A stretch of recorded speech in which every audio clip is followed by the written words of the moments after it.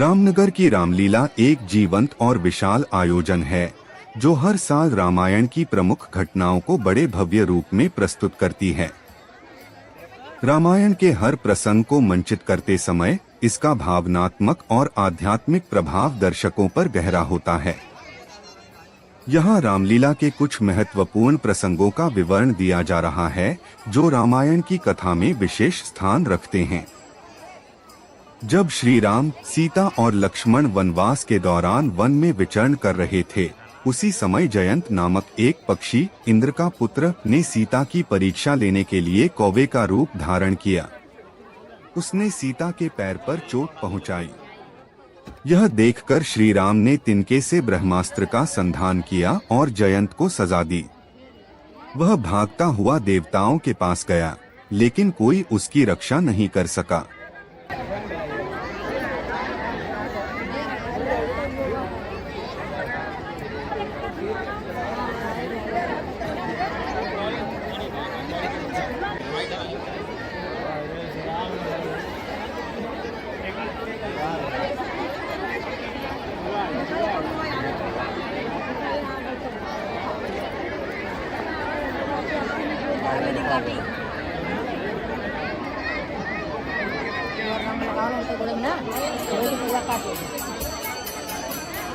अंततः जयंत ने श्री राम के चरणों में क्षमा मांगी और श्री राम ने उसे माफ कर दिया, लेकिन उसे एक नेत्र से वंचित कर दिया।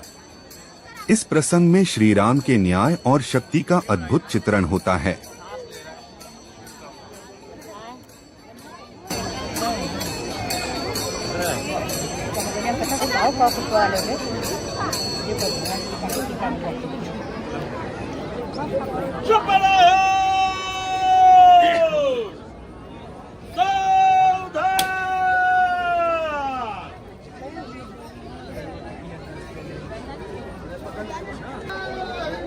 चुप रह जा।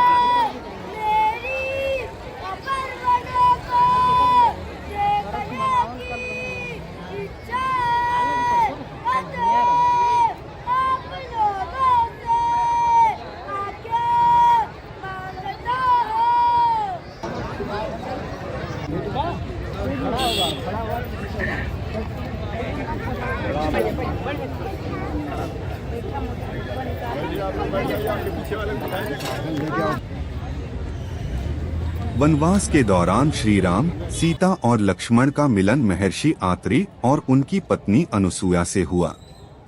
अनुसूया ने सीता को आदर्श पत्नी धर्म का उपदेश दिया और उन्हें सुहागिन वस्त्र दिए। इस प्रसंग में अनुसूया ने नारीत्व और पतिव्रता धर्म की महिमा का वर्णन किया।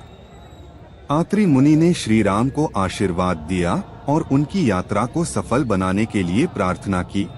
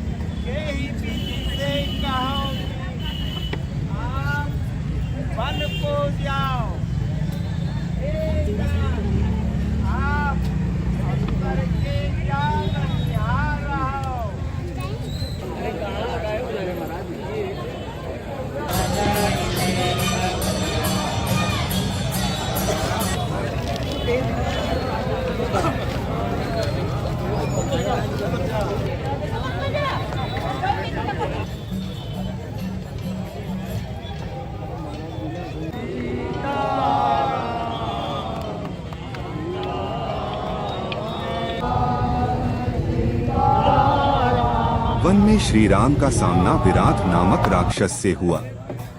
यह राक्षस तपस्या के प्रभाव से अजेय हो गया था और वन में सन्यासियों को कष्ट पहुंचाता था।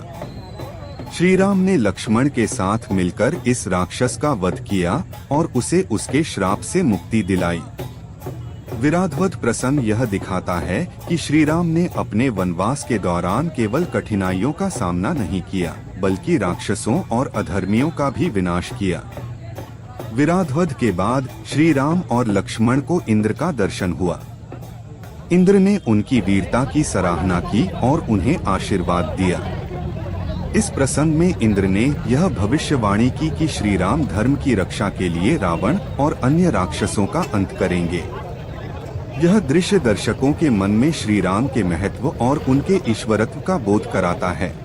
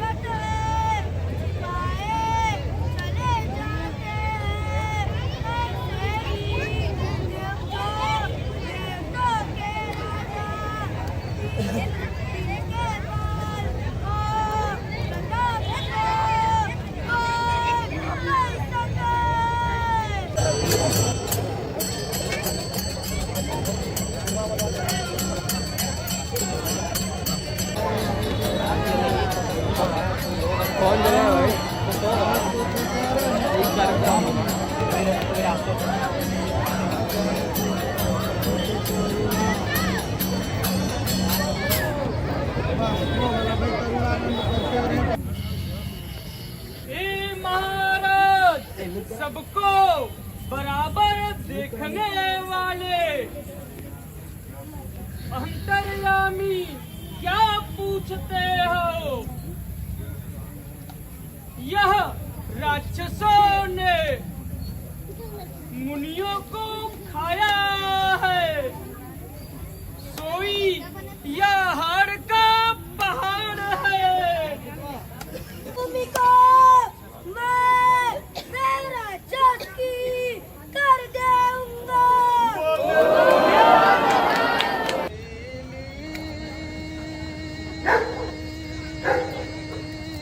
प्रभु की मूरत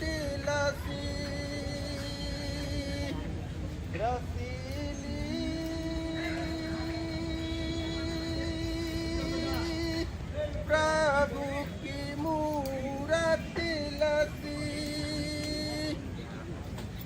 मुनियन के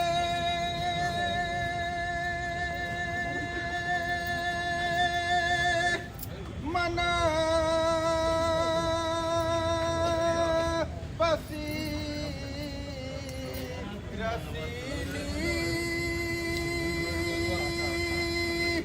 प्रभु की मूरत लसी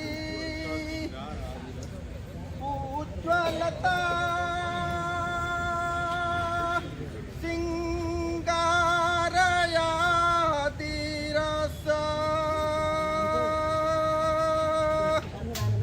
उज्ज्वलता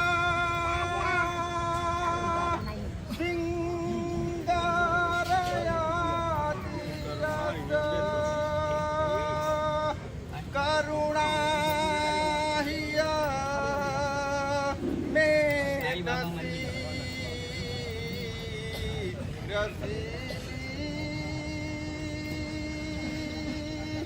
प्रभु की मूरत लसी महावीर रस दो भुजन में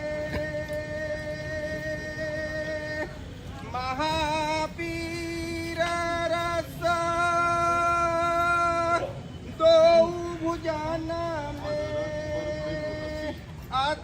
न पार मृदु हसी रसीली प्रभु की मूरति लसी अलख लखात आपया हयात भूत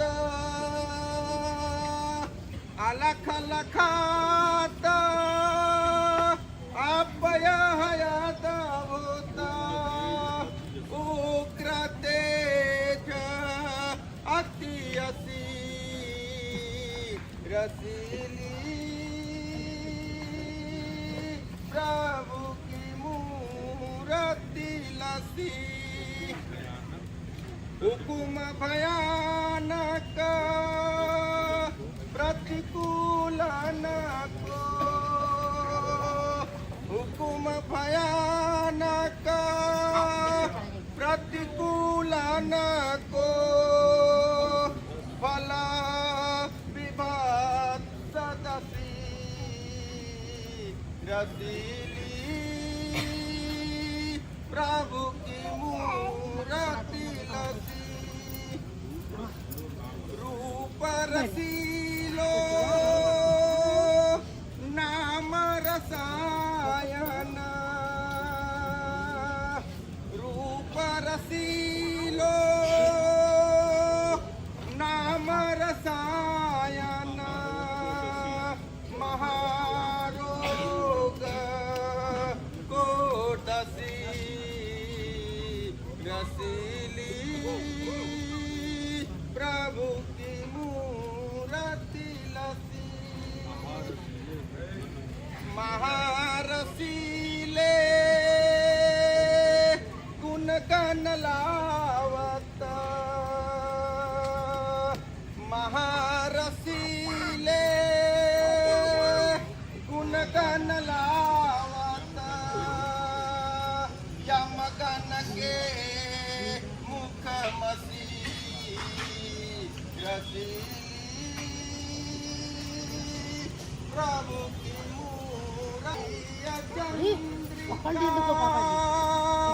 लक्षण सायुक्त अधर न पर मृदु हसी रसीली प्रभु की मूरति लसी राम देव उरनभ में झलकत राम देव उरनभ में झलकत जैसे पूरन शशि रसीली प्रभु की मूरति लसी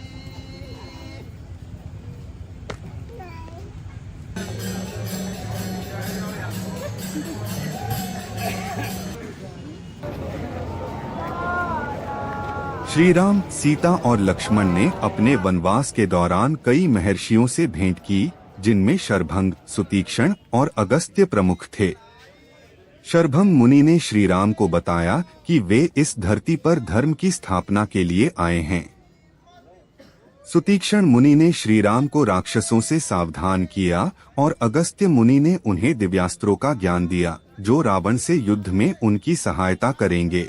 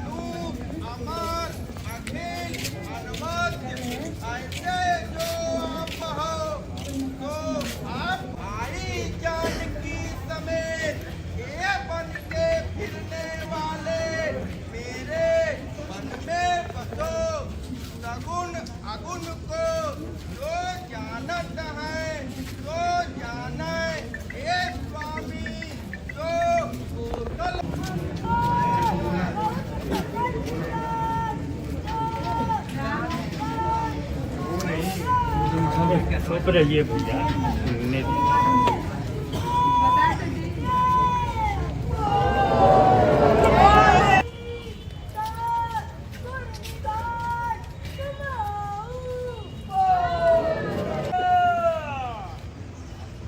आपने जो वर दिया तो पाया, अब ही में जो मुझे भाता है तो देव की आई जानकी समेत मनुष्य मान धरे हमारे हृदय में सदा बसो।